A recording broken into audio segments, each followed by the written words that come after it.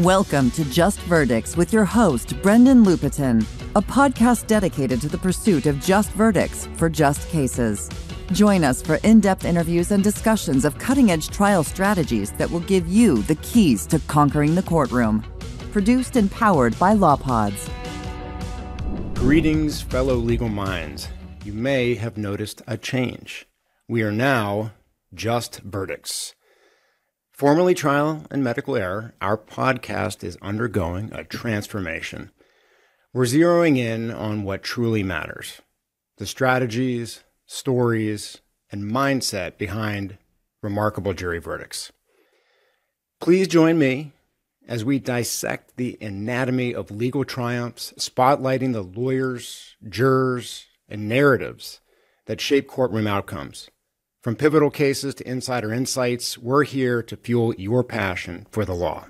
So, to all trial lawyers seeking inspiration and knowledge, welcome to Just Verdicts, where every verdict holds the keys to success.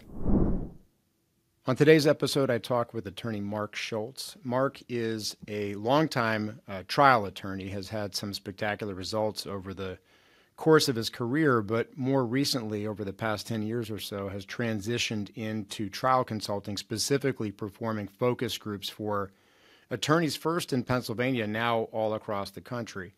Mark talks about his influences, what got him into focus groups, what opened his eyes to the power of focus groups, one of which led to him getting a verdict of around $30 million. And that was several years ago when $30 million was probably worth like $300 million. And Mark talks about the best ways to format your focus groups, pitfalls he sees attorneys make, and the best ways to issue, spot, and do concept focus groups that are going to improve your chances, separate and apart from hiring somebody like Mark to do your focus groups for you. So I think you're going to enjoy this. You'll learn a lot about focus groups. So here's me and Mark Schultz talking focus groups. Mark, I'm so glad you're here today and that you hung in there with me with all of our tech setup initially to get you on here. But it's totally worth it because I'm super psyched to talk to you about focus groups and everything today. But I was thinking back yesterday when we talked about how you and I first connected, and I think it was through the original Reptile listservs. And I think we were both on that, and we talked about focus groups. And then you were kind enough to bring me into that crazy trucking case we had many years ago, on George's case. And then you've done some focus groups for me over the years. And, just a few different things about your background, and then maybe you can elaborate that I just think are fascinating. So number one, now is it true that most of your time is spent, running and performing focus groups and trial preparation for other lawyers? Yes. I have, two cases that are that have a lot of gray whiskers on them in state court that I'm waiting to resolve. But I haven't taken any new cases, and I'm spending 98% of my time on other lawyers' cases, with a proviso that sometimes the lawyers choose to bring me into the case after I've done a couple focus groups. Yeah, and what I'm interested in is how you transitioned out, because two things. Number one, in your heyday of trial work, you're a hell of a trial lawyer. I mean, didn't you get like some crazy like $20 million verdict in a garage door case or something like that? Yeah, it was in Indianapolis. It was actually it was $30 million. And although they allocated, 15% negligence to the plaintiff, but it was, and that was kind of the case that kind of showed me the possibility of transitioning. I mean, I know a lot of lawyers, when they get into their late 60s and 70s, they want to become mediators or they retire. And this was, I was in my mid 60s, and on that case, we did 15 focus groups. We hired a very prominent trial consultant in Indiana, and she ran the focus groups that we did. We would always do them on Saturdays on the theory that that's when people aren't working and you get a broader variety of occupations in there. And I watched her and I said, this is a much better idea than being a mediator. I really had done some mediations and didn't like it. I'm just running numbers back and forth from the plaintiff to the defendant. And I thought, I can do this. This is not all that far from what I'm doing. And, there are a lot of lawyers want a trial consultant who has a psychology background, and I get that, I understand it. But I found that a lot of lawyers, especially younger lawyers, appreciate the fact that I tried 60 or 70 cases to verdict, and they would sooner have me involved than a psychologist. And I think there's a lot of psychologist has to offer. Certainly it's a different orientation, but being an experienced trial lawyer, I have found a lot of lawyers would prefer to have me do the focus groups. And then some of them have actually, like I said, brought me into the case, and I've entered my appearance. So it's a great career second phase. Mark, when you were exposed to all of those focus groups in that garage door case that led to that terrific verdict, was that your first real exposure to focus groups, or had you dabbled in them or had, experience with them even before that? No, I started I would say 1993, 94, I started organizing informal focus groups. In my office building, there was a real estate management company next door, and I would bring their employees into our conference room, and they were very conservative. And then 2000, there's a company called ADR Options, which is fundamentally a mediation and arbitration company in Philadelphia, but they started getting into focus groups. And I had them do a couple for me, and it was kind of the light bulb went on when I started watching the jurors deliberate in those cases. And the focus group, the term focus group covers a lot of ground. All they did basically was they turned on the video camera. I had someone play the defense lawyer, and we gave opening statements and had a phony witness pretend to be the defendant, and then turned on the cameras while two different panels of jurors deliberated. And it was kind of like an amazing moment of recognition that I'm in the jury room and I'm listening. And this is what people are saying, And I said, this is great. This is amazing. And then I did another series of them for a case that I tried in 2007 in federal court in Philadelphia, and leaned on it very heavily on the results.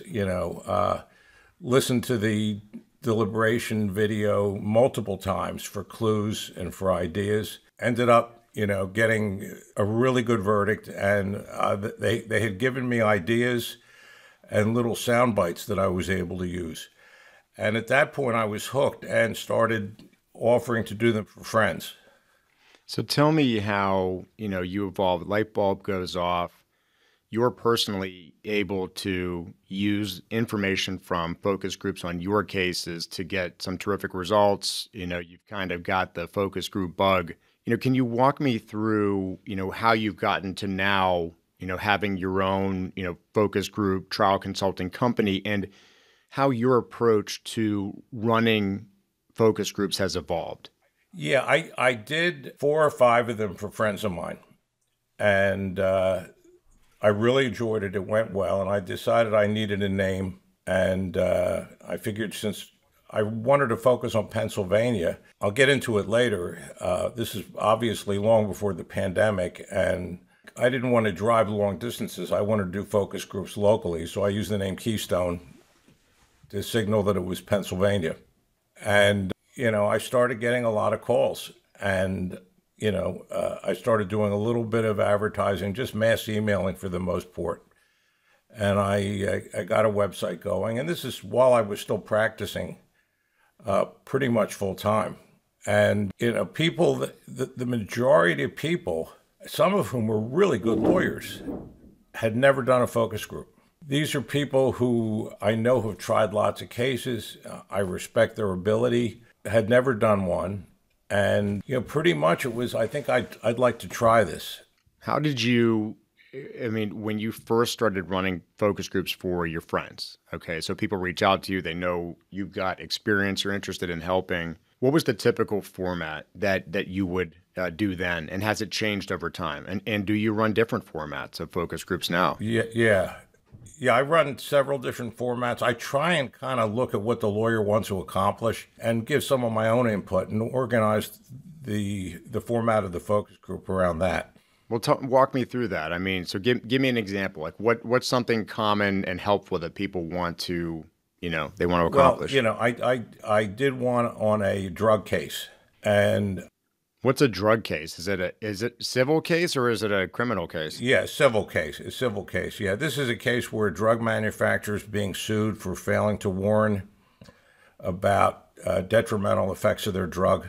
They're pretty common, and they're usually in the mass tort format. There's multiple lawyers involved.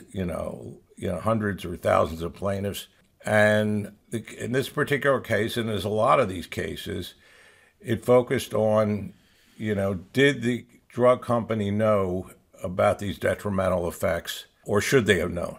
It really boils down a very simple premise on that. There's other issues. There's damages, but that's they have no duty to warn at all unless they either knew or should have known of the detrimental effects of the drug. So how did you approach that focus group? Well, yeah, I did it for, kind of a well-known firm in this area. And what I did was, there's a lot of terms that fly around. One is called a concept focus group, and they came to me and said, we want a concept focus group and to focus on this issue. And what I did was we did 4 hours, but we did 2 separate groups. We marched 10 people in at 10 o'clock and ran for 2 hours with them. And then we marched another group at 10 in at 1 o'clock and went till 3 o'clock with them.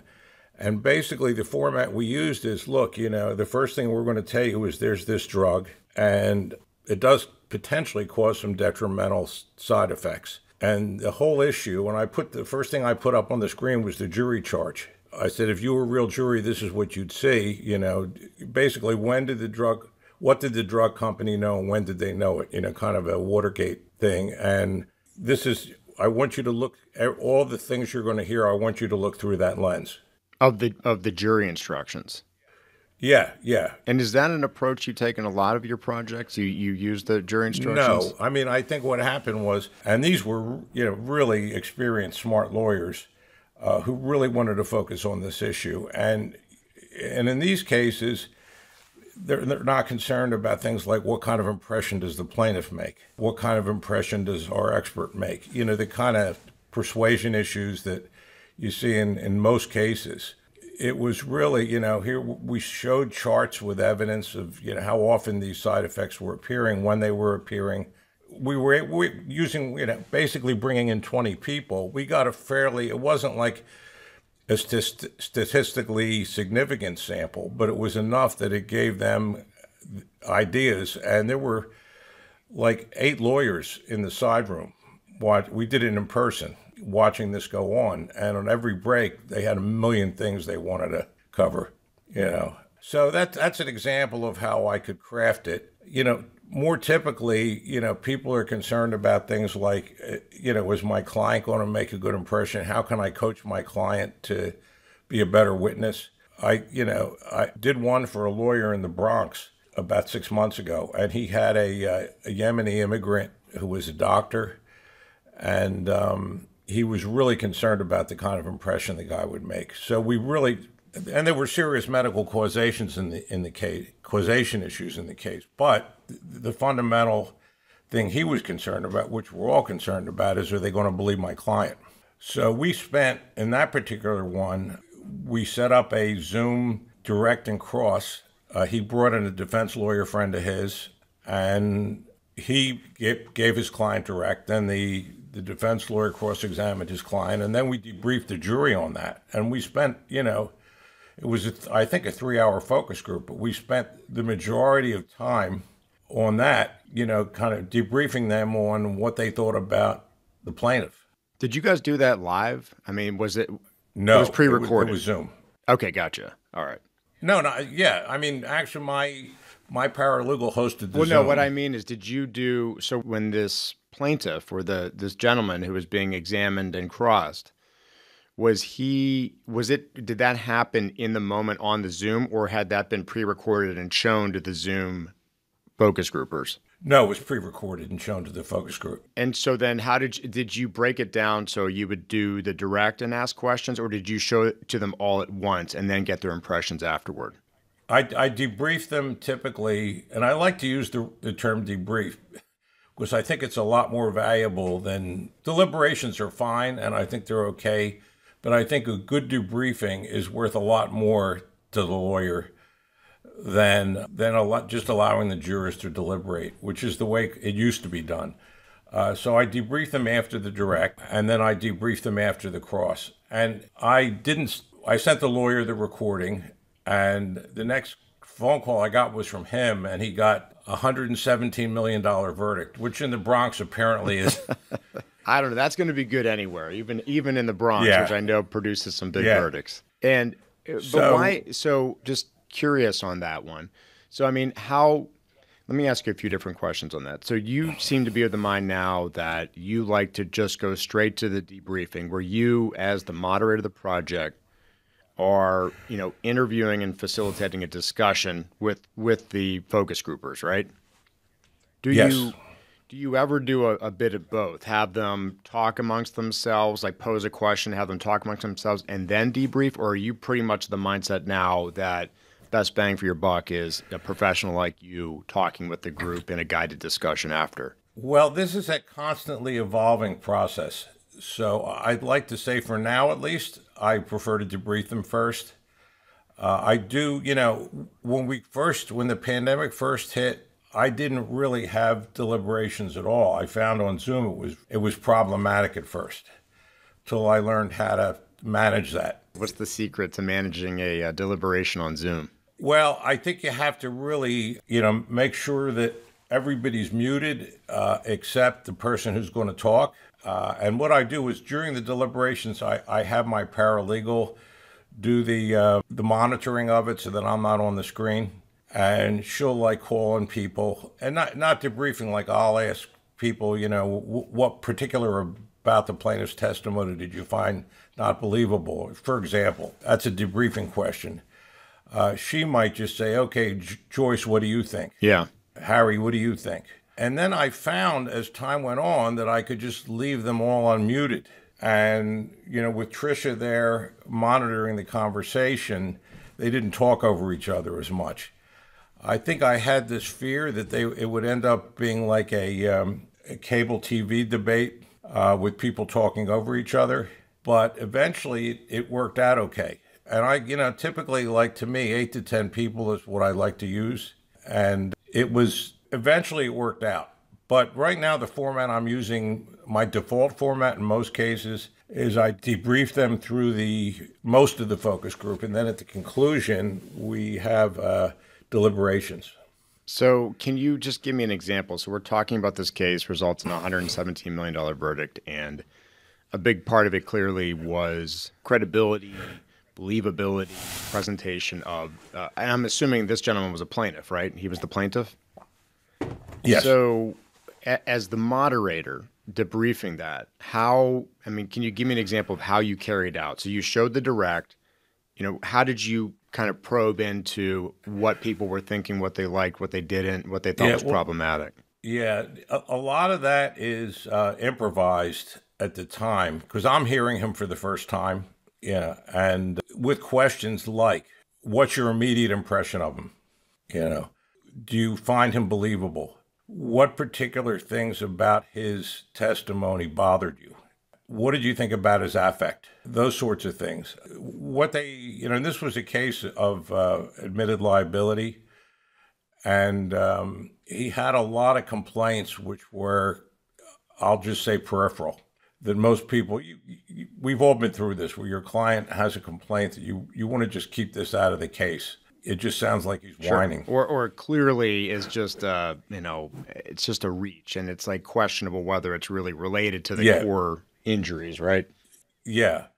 And there was a lot of that. And I think we were able to use the focus group to weed out the things that were central to the damage case and things that were, as you say, reaches or things that were, fetching or whining that, didn't come through. So on that, did they do his exam serially? Like, do it at direct and cross, you gather a bunch of information about what was working, what wasn't, and then do it again? Or was the feeling that you got such good information back about what was really not working and should be cut from the testimony that they just ran with it?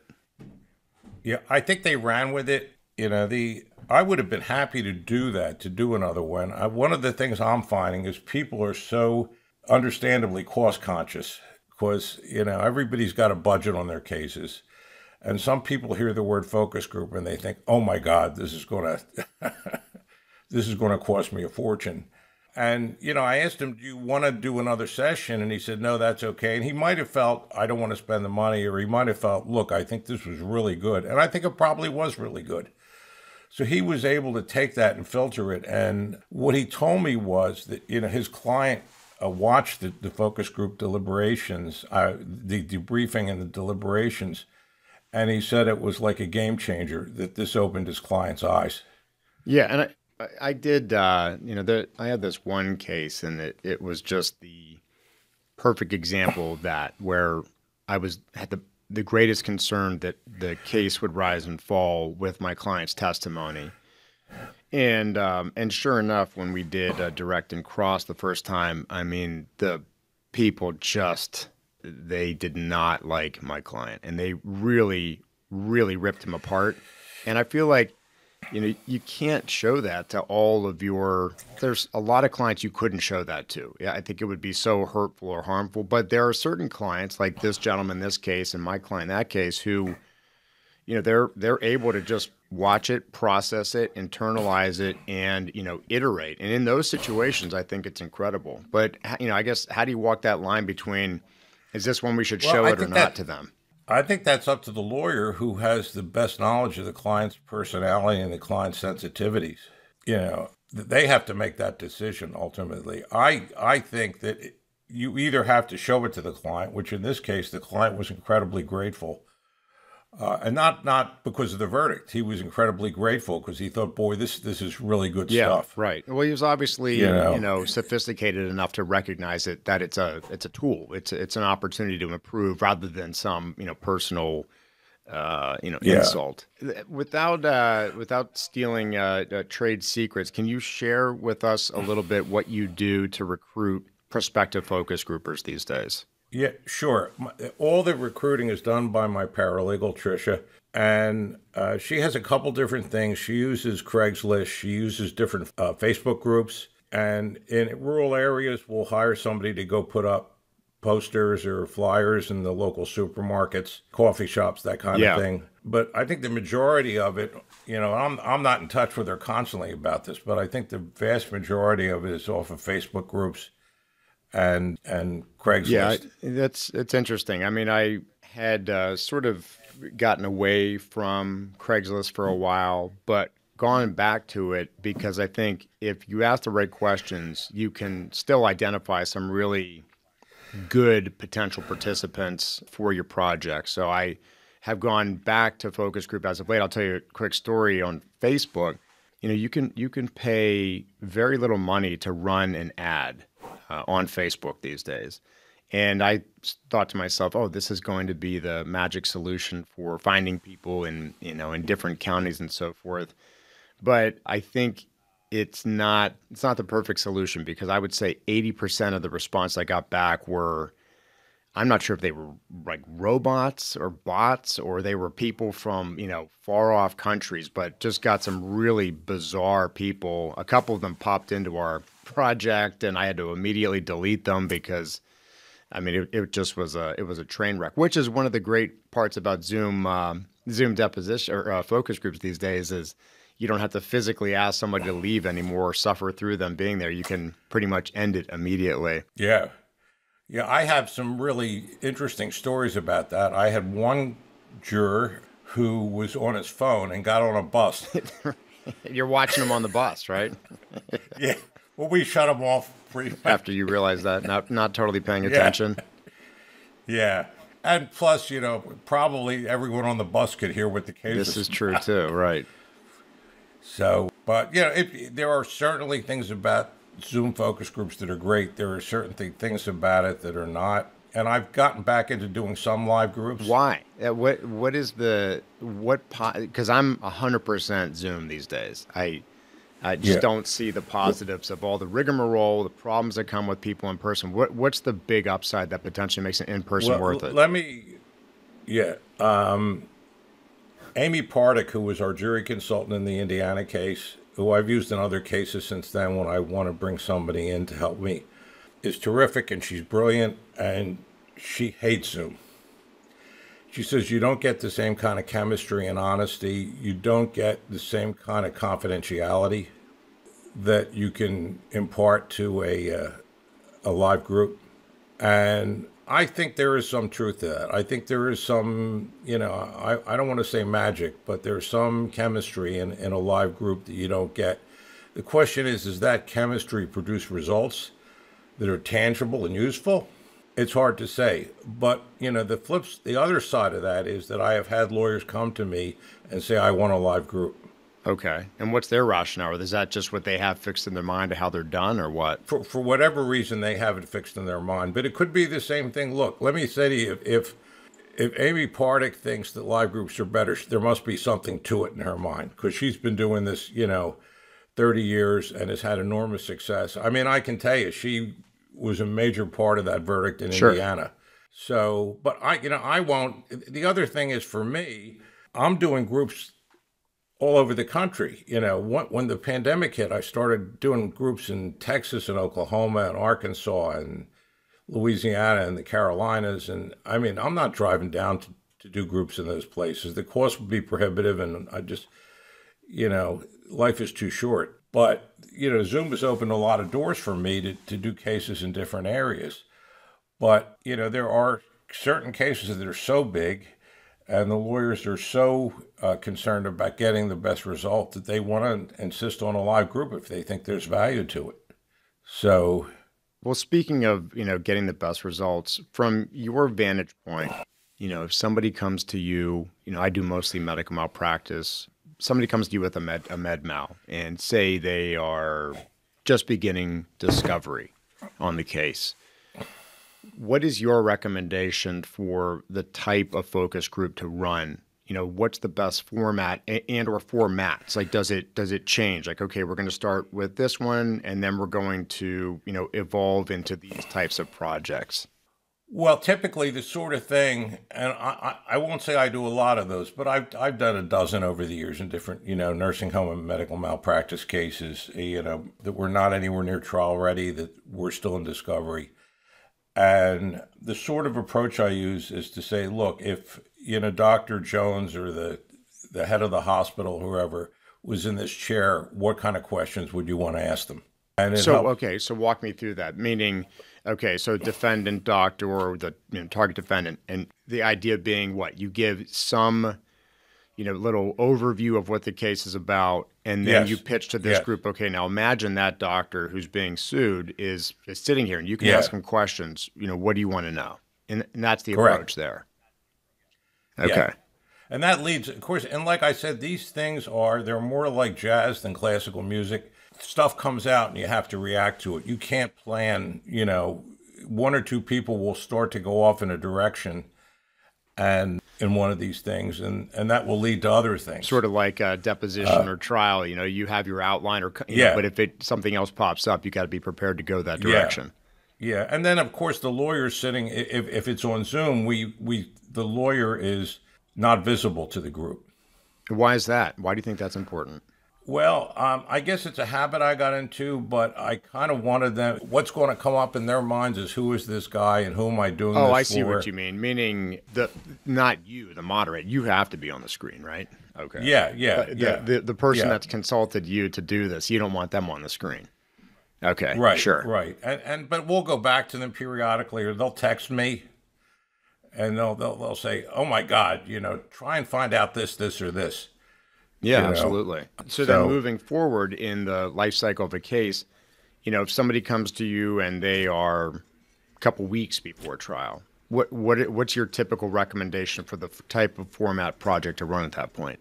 Well, I don't know that I've had a couple weeks, but a lot of them a month Sure. or two out. And typically I try and of course the big danger there is that they're going to learn stuff that's going to make them feel like they have to completely re-engineer their case, which, a month out is challenging and possibly destructive. But, I try, and having, been involved in enough cases, let them focus on things that they can do something about at that point, and help them prepare their client for trial. Kind of the word, back in the early reptile days, the word was negative attribution. Sure. Discover things that are bad that they don't know about. And that happens all the time. I did one in a med mal case involving a woman who saw her family doctor, had what it turned out were symptoms of an incipient stroke, and he did not recognize them. And like 2 weeks later, she had a major stroke. And the first thing out of their mouths was she should have gotten a second opinion. And furthermore, 2 of her adult children are doctors, and this is something they should have done something about. So I think it was, and that was one of these cases where it was like a month out of trial. And I think that was helpful to them, and that they really focused on, if you do medical mal, you see that issue all the time in failure to diagnose Sure. cases, But I think it was helpful to them, and that they then knew they had to really bear down on that. Do you ever, Mark, do the, kind of clopening, the plaintiff closing opening argument, debrief, defense clopening, debrief type of thing, or have you gotten away from that? No, I do that if it's, it depends on what somebody wants out of the case. I would rather have the facts of the case presented in a neutral fashion, and I do that. I think one of the things that's beneficial to hiring somebody like me is if somebody hasn't done focus groups, it's very difficult for them to do a neutral presentation. It really, when you get into a case, how long did it take you before you could talk about a case and not appear that you're representing the plaintiff? Well, I still struggle with that. Especially, so I'm on a big kick these days of, when a firm is taking a case to trial, should one of the attorneys that's trying the case not have had a lot to do with the workup of it? Because I'm sure you've seen this phenomena where plaintiff lawyer becomes kind of wedded to a case to the extent that either from a cognitive dissonance perspective, it's too painful to think about the problems in the case or alternate ways to view the case, and B, they're just so zealously, for their plaintiff, they couldn't possibly ever look at it, somewhat unbiased. And I think that there's an upside, and this ties back to what you just said. You get if somebody comes in late, and I've seen this myself, I think I've fallen victim to work a case up, I'm in love with the case, I see it my way, I go to trial, and I'm really missing a big picture aspect of it because I just, you just had this belief of like, this is the way that the case has to be, and made some big mistakes. On the flip side, have, sort of parachuted in a few times with people in my firm, and I think have had a much fresher set of eyes on the case, and was able to be more flexible in how we approach defenses, how we approached our testimony, what to drop, and so forth, which I think all comes back to what you're saying, that most people are going to struggle to create a somewhat unbiased set of facts that they're really going to get valid feedback from a focus grouper, which is why they benefit from somebody like you, a third party neutral coming in and saying, no, here's what the neutral presentation is. Yeah, it's I've had lawyers, really good lawyers, get into arguments with focus group jurors. Following them out the door. Right. Yeah. To win that argument, like there's a lot of point to that. Yeah. But it hurts. It's painful to hear bad things about your case, or to hear, potentially how bad your case is, at least the way that it's framed, the way that you're presenting it in the moment. On that, so, you've done a lot of, you've done many, many focus groups at this point. What do you think what do you see are the biggest mistakes that, trial attorneys make in whether it's picking what, they want to focus on with you, or, how they perform their own focus groups, or how they respond to focus group results? I think the biggest mistake is kind of what I was talking about before, is they think the problem is with the jurors, or, there's something wrong with that group. When I was young and I lost cases, that's the reason I thought I lost them. Bad jury. Yeah. not bad lawyering or bad case or bad presentation, Yeah. right? And I think, and they will, I've had a couple people kind of, say, hey, Mark, this was presented in a way that was just too favorable for the defendant. And I said, well, that's kind of how I do this. I try and present it neutrally, but I try and give a, fair reading of the defense point of view. So, but your question, which I didn't really complete the answer to on the clopening for plaintiff and defense, that is kind of the old school, but I still use it in certain circumstances where people really are close to trial and they want to test their opening. Right. Well, okay. So the clopening format is old school. So what do you feel? You've been doing this now for many years. I mean, what's the current way to do focus groups these days? Well, like I said, the way I do it is I look at what the lawyer wants out of the case. I look at the case. I usually review a lot of case materials. I mean, sometimes lawyers will send me 20 depositions to read. I won't do that. But I do try and read if there's briefs and summary judgment motions, things that'll really acquaint me with the case. And we'll get into a detailed discussion. And we may decide to show a video of if it's a federal case or a case out of state. There are expert depositions on video. You don't see this in Pennsylvania much, but we'll show them pieces of the experts' depositions if we think that's critical in the case. We'll almost always show portions. We'll have if the plaintiff's deposition isn't on video, we'll have the plaintiff record something. We did that in the current case, and any particular issues, there may be something like drinking in a motor vehicle case. There may be causation issues, but you want to do it as a custom piece, especially if it's trial's 2 or 3 months away. You want to focus on the things that the lawyer feels, and after my review of the case, I feel are the big issues that they have to overcome. So the big potential defenses or problems with the case, trying to find a way that it can somehow be reframed, addressed, something along those lines? Yes. Are there, having done all the focus groups you have, are there any big picture takeaways, for instance, like certain issues that you cannot ever overcome, or certain themes or factors in cases that seem to be maybe not as obvious, but are very significant to the outcome of a case?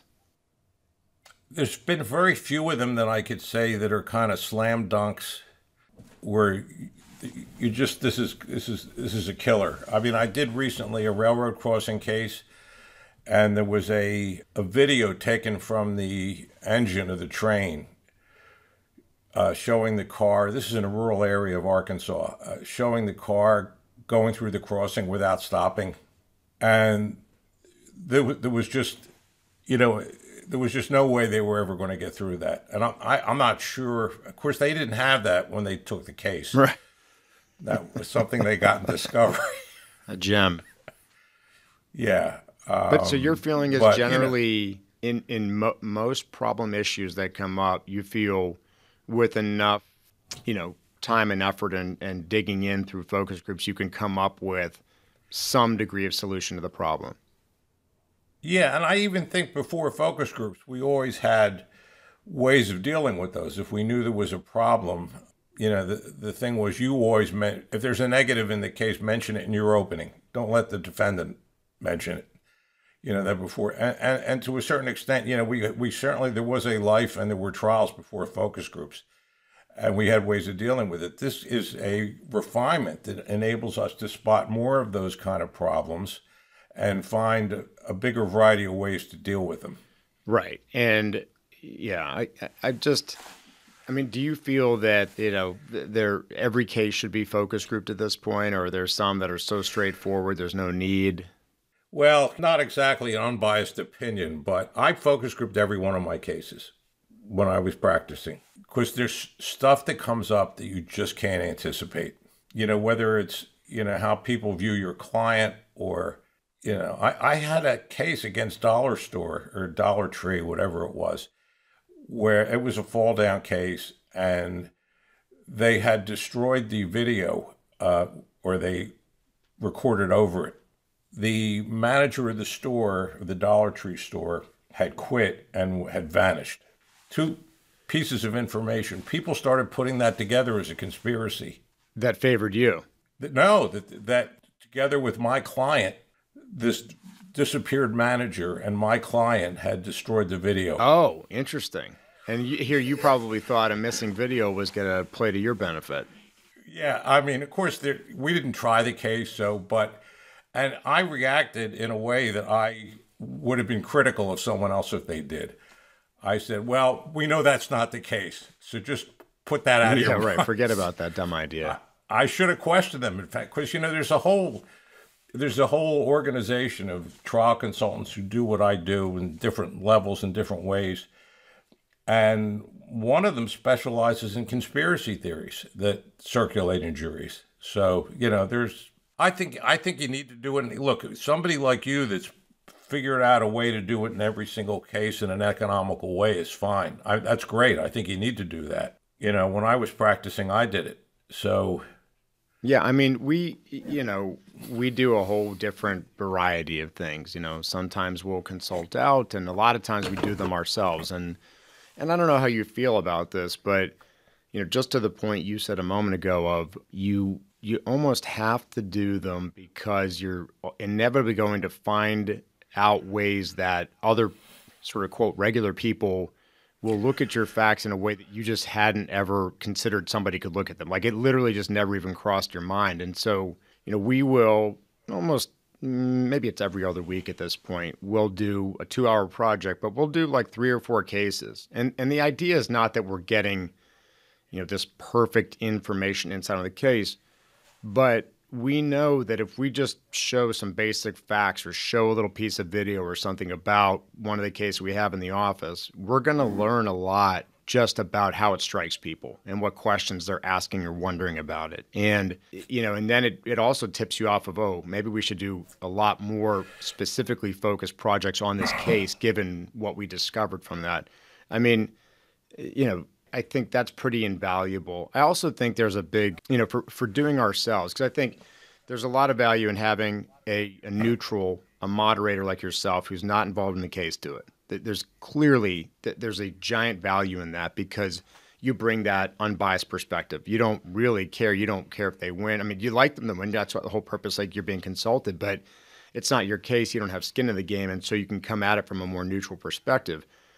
On the other hand, I personally find that it improves my ability to talk about the case when it comes to the trial, when it comes to the opening. Like, I've kind of been through the case so many times and talk with other people about it. You almost get a vibe of how to talk about it with people, whether you're, the language that they're using kind of gets into your brain or just the comfort level of talking about it with somebody like you would like in a bar or something. I think there's a big benefit to us by doing it that way. But I have another question as we're starting to get towards the end of the interview, Mark. So I'm sure you're familiar with the big data projects now, where there are groups out there who will run your fact pattern by several hundred people and get what is alleged to be statistically significant information. How do you feel about the way that either works in place of or works in concert with the more kind of qualitative focus groups that you are performing? Yeah, I have had people come to me after they've done a big data project to do a focus group where they actually can see the people and hear the people and have someone ask questions about the case. I think they're different.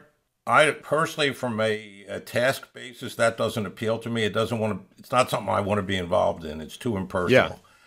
Yeah. I'm not saying that it's not valid. I'm just saying, I don't want to do that.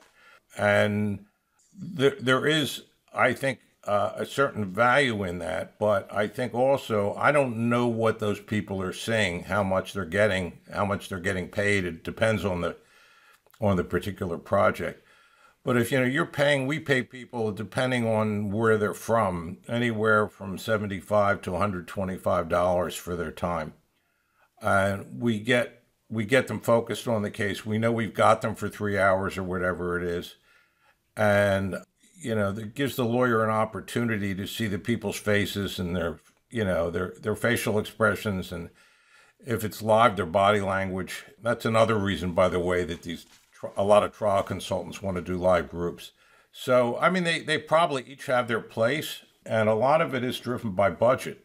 And I think if these big data projects are really providing the same kind of quality of information to their jurors, it's got to be incredibly expensive. And I think to bring their costs down, they've got to give them less. Because given inflation, I found that juror expectations of payment have gotten much higher. Oh, really? Even for Zoom? Yeah.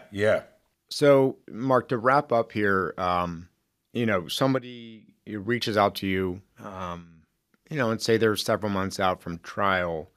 What's the process like of, how they're going to, reach out to you and how the process is going to go to getting that end result? I mean, how does it all play out? Yeah, typically, I'll get a phone call or an email, and I will, ask them for some basic documents about the case. If there's, if the case has been to mediation, to send me the memos. If there's been a summary judgment motion, to send me the briefs. And I'll read them basically and not charge them at that point. And then I'll have a conference with the lawyer. We'll figure out what kind of focus group we want to do, what they're most concerned about, what I think they should be most concerned about. And then we'll set up, a focus group, and depending on their budget, and they may want to do it live, and I'll let them know what I think about the benefits of doing it live are. Or Zoom, and in the majority of cases, we're still doing Zoom groups. And I think that's driven by cost to a large extent. And then how does so you run the project, and then what's the end result? What's the output that the, consulting attorney gets? Well, typically depending on the format, we have a series of questionnaires that they fill out. And this is whether it's Zoom or live. After key sections of the case, they fill out written questionnaires, and usually I try and do that before the debriefing because people will unavoidably be affected by other people's opinions. So I want their input before they hear what other people have to say. Well, now let me jump in there because that's the one thing that I have not really taken the time to figure out in the Zoom deposition. So I used to love my favorite part of that I miss about the live, but clearly you figured this out, was I really liked to get the individual jurors' private impressions of the case before there was a group discussion, so I could see, if somebody's opinion changed, why it changed, what was it, to see that before and after. And I guess my question to you is, from a, sort of a practical perspective, how do you via Zoom get people to do questionnaires? Do you have like a platform you have them go through? I think it's Google Docs. My paralegal does it, who has a lot more expertise in tech than I do. Okay. But we do it after. If we're doing a clopening type of thing, sure, we'll have them do a questionnaire after plaintiff, after defendant. If there's a key witness like the plaintiff, we'll have after the plaintiff, and this is all before I debrief them usually, and then we'll have a final one. Okay. And we provide all those to the lawyer to review, and if they want, I'm happy to spend time with them and go over them with them. It's a fair amount of material, and I think that's one of the things the lawyers have been, they appreciate, obviously, being able to watch the video, which that's a big thing about Zoom. People, don't often realize. I mean, we had to have a videographer, or I had to set up a video camera with live focus groups. Zoom just records everything. Oh, it's the best. That's why I love it. And then they get these questionnaires, which, and sometimes you will see somebody give a certain opinion about something in writing, and then when deliberations start, they've changed their mind when they've heard other people talk. That's pretty useful, and I think we give them quite a bit of good material, after the focus group is done. And so when you're running the project and it's time to do the private survey or questions, do you just have your assistant send them a link, or do they get that ahead of time in a private Google Doc sheet? I think she sends them a link, but we should get her on here to answer that question. I'll interview her next. The key is, because the final questionnaire is usually 3 pages, we don't send them their Venmo payment until they complete it. Is that usually at the very end of the project? Yes. So yes. You do the whole thing. It ends with them doing a full kind of debrief questionnaire, and once Yeah. they receive it, that's the trigger to get payment. Yes. That's great. And then what you put that all, do the attorneys that consult with you get sort of some degree of a summary from you about what the takeaways were and so forth? It depends. Sometimes they want that, and I'll give it to them. Sometimes they don't. It depends on their level of experience and what they want. I've started doing that more lately, but I will do kind of a debrief with the lawyers a week or two afterwards, just to get their impressions and see, what they learned from it and, what my suggestions are. Right. Got it. So, Mark, now that we're pretty much at the end here, we've talked all about focus groups, all your experience doing them, how you run them. Any other, issues or topics or points you wanted to make before we wrap up here about, focus groups, how people can use them, things to watch out for, do, et cetera? No, I think, where I started was, this is an inside, you're looking into the keyhole in the jury room. And it's, that we never get to when we're waiting for that, painfully waiting for that verdict to come out. So, Mark, what's the, I have worked with you a couple different times, and I thought the work that you did for me on my cases were terrific. How, if somebody wants to consult with you, to have you, look at their case and tell them the best kind of focus group and run it for them, what's the best way for them to get a hold of you?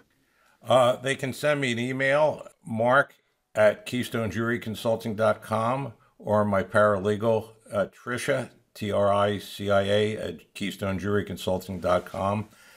Or they can call me at 610-633-1144. And then I'll just give you one other completely unrelated but worthy plug, which is, Mark is a world-class 5-string banjo player and is the, I guess, lead singer and performer of the Mark Schultz and the Wayne Rangers band. Yes. And what's your website for where people can listen to your music and potentially buy it? mschultzmusic.com. It's awesome. You're really amazing, and I'm in awe of your Renaissance mandem. And maybe one day, once my kids get older, I'll find some passion that'll be half as good as your ability to play banjo. So, thank Mark, you. No, it's awesome. Mark, thanks so much, and I really appreciate you sharing your thoughts on focus groups today. I got a lot out of it, and until next time, thanks for listening to Trial and Medical Error. If you enjoy the show, please subscribe to the Just Verdicts podcast on your favorite platform and consider leaving a review. And if you're interested in co-counseling, local counseling, or referring a catastrophic injury case, we'd love to work with you. Call us at 412-281-4100 or visit our attorney referral page at pamedmal.com/refer. Thanks for listening.